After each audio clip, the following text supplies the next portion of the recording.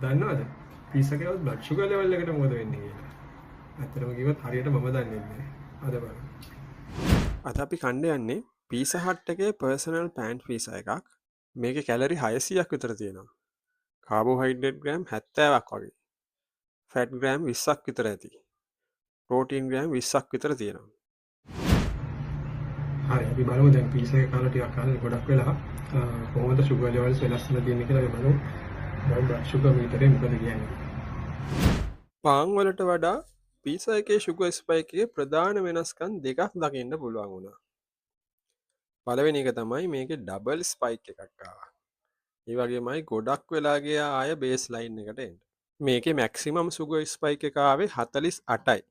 48 milligram per ඩෙසිලීටර්. දැනට කාපු එක පාන් එකකවත් මෙච්චර ලොකු ෂුගර් ස්පයික් එකක් ආවේ නැහැ. ආයම ෂුගර් ලෙවල් එක බේස් ලයින් එකට එන්න පැය 5ක් විතර ගියා. විනාඩි 300ක්. මෙච්චර වෙලාවක් පාන් කාලා නම් ගියේම නැහැ.